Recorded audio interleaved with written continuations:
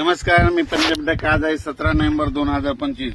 आता हरभरा पेरणं चालू आहे. हे आमचे मित्र नारायणराव मित्र त्यांचा हरभरा पेरणं सुरू केलंय आणि या ठिकाणून महाराष्ट्रातल्या शेतकऱ्याला अंदाज देणार आहे.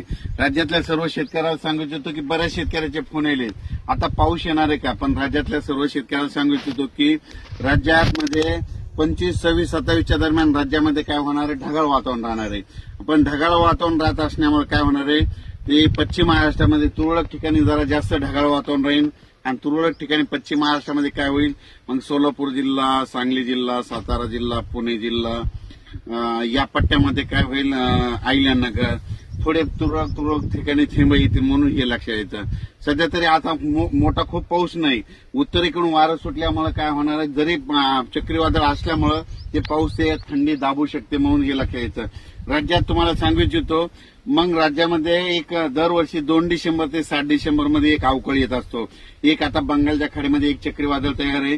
जर ते आपल्या महाराष्ट्रातली जर थंडी कमी झाली तर ते मात्र म्हणजे ती 29 नोव्हेंबर ते 5 डिसेंबरच्या दरम्यान महाराष्ट्राकडे ते येऊ शकतं. म्हणजे थंडी कमी झाली तर, जर आपली थंडी कायम राहिली तर ते देखील येऊ शकणार नाही म्हणून हे लक्षात येतं. राज्यात सध्या 25, 26, 27च्या दरम्यान राज्यात ढगाळ वातावरण आहे म्हणून द्राक्ष शेतकऱ्यांनी काळजी घ्यायची. डाळिंब शेतकरी असेल तर त्यांनी देखील काळजी घ्यायची. ज्यांचा हरभरा पेरायचा असेल तर तुम्ही हरभरा पेरून टाका, गहू पेरा. खूप पोषक वातावरण आहे, थंडी देखील चालू आहे, उत्तरेकडून वारे वाहत असल्यामुळे खूप पोषक वातावरण आहे. आणि बऱ्याच शेतकऱ्याचे फोन आले की आता हरभरा 10 नोव्हेंबरच्या नंतर जमत नाही. तर तुम्हाला एक सांगू इच्छितो, आमच्या इकडले स्वतःचे अनुभवाचे बोल सांगतो की आम्ही काय करतो, आम्ही कापसं करतो. म्हणजे कापूस केल्याच्या नंतर ते कापसं काय करतो, 10 डिसेंबर पर्यंत उपटून टाकतो आणि 10 डिसेंबरला देखील आम्ही हरभऱ्यावर कापूस पेरतो. आपलं कापसावर हरभरा पेरतो आणि त्या हरभऱ्याला आम्हाला 10-12 क्विंटल पर्यंत आवरेज निघतं.